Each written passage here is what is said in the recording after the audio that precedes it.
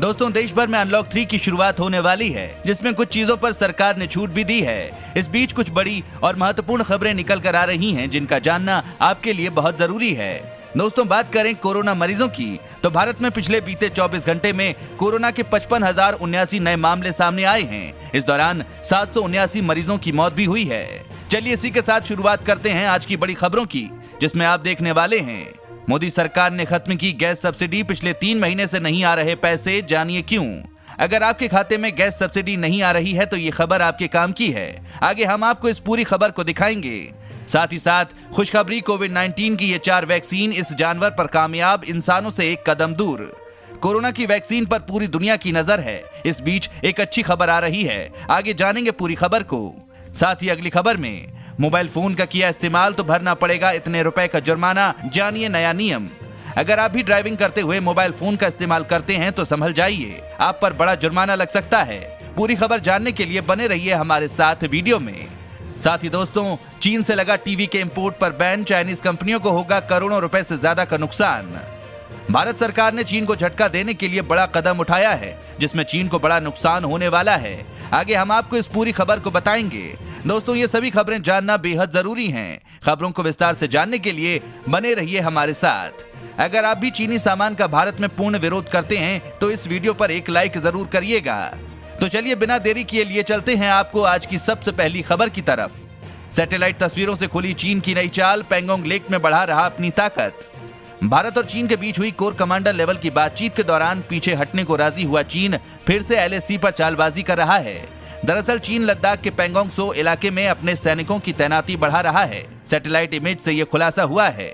आपको बता दें कि 14 जुलाई को कोर कमांडर स्तर की बातचीत में दोनों देशों के बीच पीछे हटने की बात पर सहमति बनी थी, जिसके बाद चीन की सेना कुछ इलाकों में पीछे हटी भी थी। लेकिन पैंगोंग त्सो इलाके में चीन की सेना अभी भी पीछे हटने को तैयार नहीं है और वहां अपने सैनिकों की तैनाती बढ़ा रही है।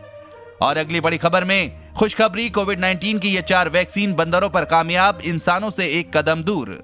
विश्व स्वास्थ्य संगठन भले ही कह रहा हो कि अभी कुछ वक्त के लिए दुनिया को कोरोना वायरस के साथ जीना सीख लेना चाहिए, लेकिन इसकी वैक्सीन बना रही टीमों से भी अच्छी खबर आ रही है।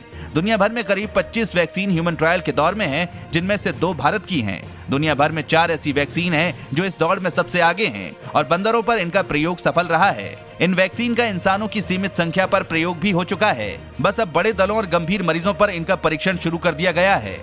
दोस्तों, इस चैनल पर हम आपको देश और दुनिया भर की सभी ताजा खबरों को सबसे पहले लेकर आते हैं। अगर आप भी चाहते हैं कि दुनिया भर की खबरें आपके पास सबसे पहले पहुंचें, तो चैनल को बिना भूले नीचे दिए गए लाल बटन को दबाकर सब्सक्राइब जरूर कर दें और बेल आइकन को भी जरूर दबाएं। दोस्तों, इस वीडियो को देखते रहिए क्योंकि आगे आप देखने वाले हैं मोबाइल फोन का किया इस्तेमाल तो भरना पड़ेगा 10,000 का जुर्माना, जानिए नया नियम। साथ ही अब जानिए मोदी सरकार ने खत्म की गैस सब्सिडी, पिछले 3 महीने से नहीं आ रहे पैसे, जानिए क्यों। क्या आप जानते हैं कि पिछले 3 महीने से आपके अकाउंट में गैस सब्सिडी का पैसा नहीं आ रहा है। मीडिया रिपोर्ट्स के मुताबिक मई 2020 से ही घरेलू LPG गैस पर मिलने वाली सब्सिडी आपके खाते में नहीं आ रही है। सरकार ने मई महीने से ही आपको मिलने वाली गैस सब्सिडी खत्म कर दी है। लेकिन इस सब्सिडी को खत्म करने का फैसला क्यों लिया गया, आइए जाने पूरा मामला। क्यों खाते में नहीं आ रहा है LPG रसोई गैस सिलेंडर की सब्सिडी का पैसा।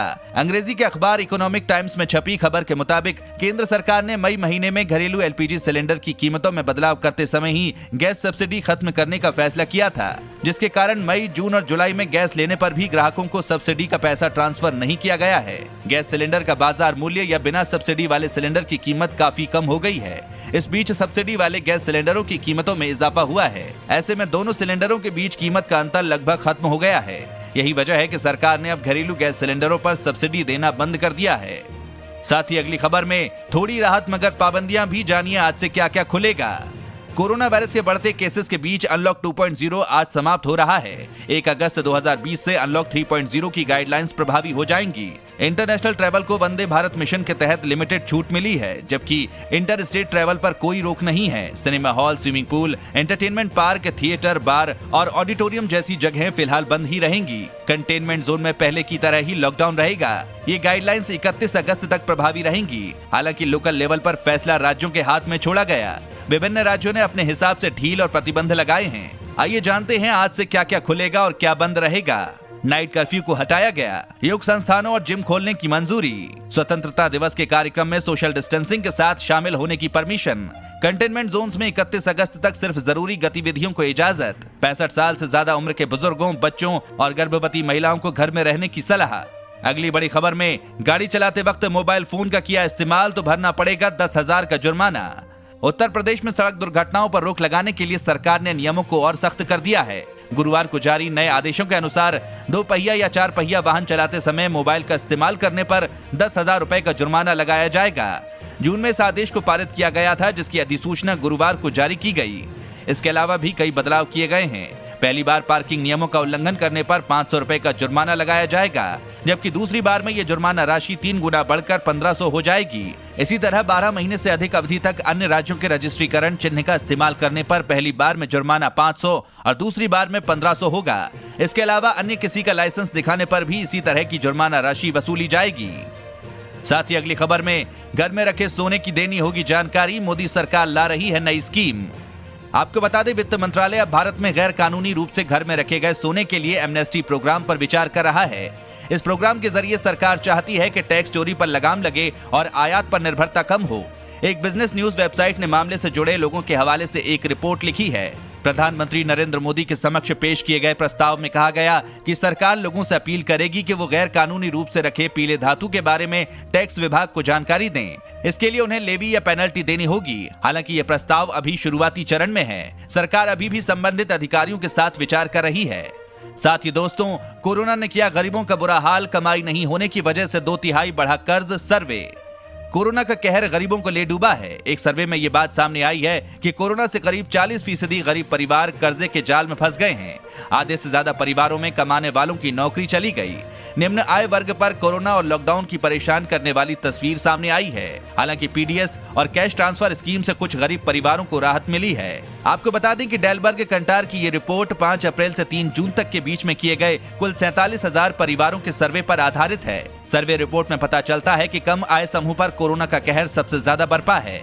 इस वर्ग में हर 4 में से 3 शख्स की नौकरी गई है। हर 5 में से 2 शख्स कर्ज के बोझ में दबा है। इस सर्वे से ये भी निकल कर आया है कि कोरोना काल में कमाई से 2/3 ज्यादा कर्ज का बोझ बढ़ा है। अगली बड़ी खबर में दोस्तों, देश के आधे किसानों को खेती के लिए मिले 8-8 हजार रुपए।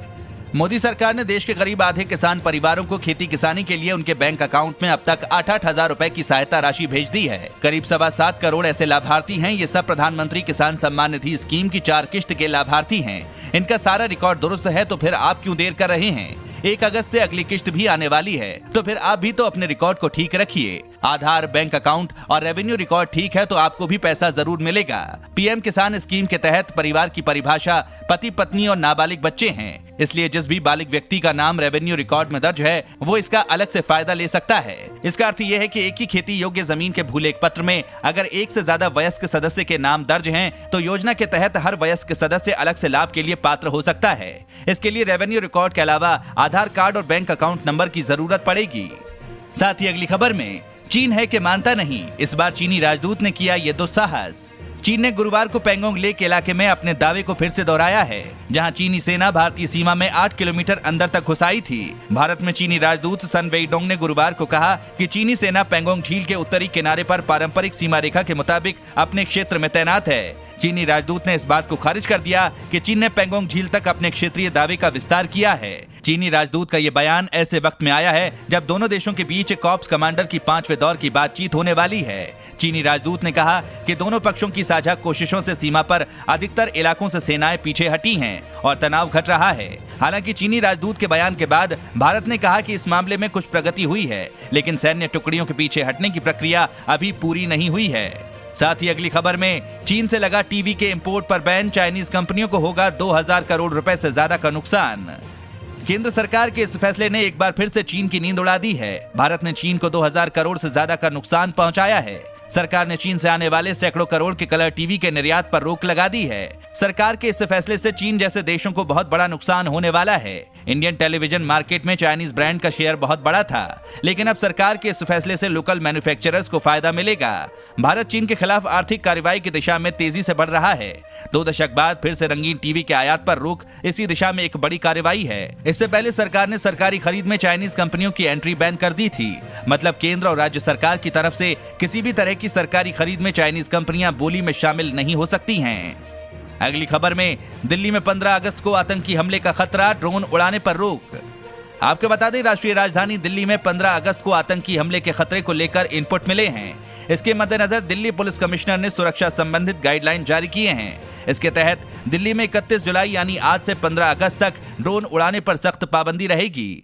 दिल्ली पुलिस की जारी गाइडलाइन में कहा गया कि ड्रोन के साथ साथ पैराग्लाइडर, माइक्रोलाइट एयरक्राफ्ट, इन सब पर पाबंदी रहेगी। नियम तोड़ने पर दिल्ली में धारा 144 का उल्लंघन माना जाएगा। दिल्ली पुलिस के सभी जिला डीसीपी और बाकी यूनिट को हिदायत दी गई है और कहा गया है कि 15 अगस्त तक उनके जिले में कोई भी एयर आर्टिकल या ड्रोन नहीं उड़ना चाहिए।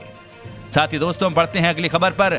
अगस्त में 17 दिन बंद रहेंगे बैंक, यहां चेक करें छुट्टियों की पूरी लिस्ट, वरना हो सकती है पैसों की किल्लत।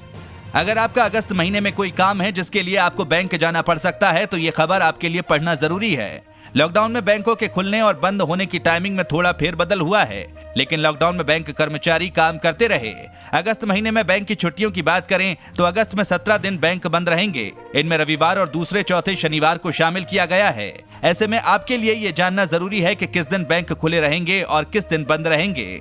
बैंकों की छुट्टी की शुरुआत बकरीद की छुट्टी से होगी और 31 अगस्त के दिन पड़ रहे ओणम त्योहार पर खत्म होगी। 1 अगस्त को बकरीद के अवसर पर बैंक बंद रहेंगे। इसके अगले ही दिन रविवार है। 3 अगस्त को रक्षाबंधन के अवसर पर बैंकों में छुट्टी रहेगी। 8 अगस्त को दूसरा शनिवार तो 9 अगस्त को रविवार रहेगा। 11 अगस्त को श्री कृष्ण जन्माष्टमी के अवसर पर बैंकों में छुट्टी रहेगी। इसके अलावा 15, 12, 13, 20, 21, 29, 31 अगस्त की भी छुट्टी है। दोस्तों, अगर आप भी रोजाना ऐसी खबरें अपने मोबाइल पर पाना चाहते हैं तो बिना भूले नीचे दिए गए लाल रंग वाले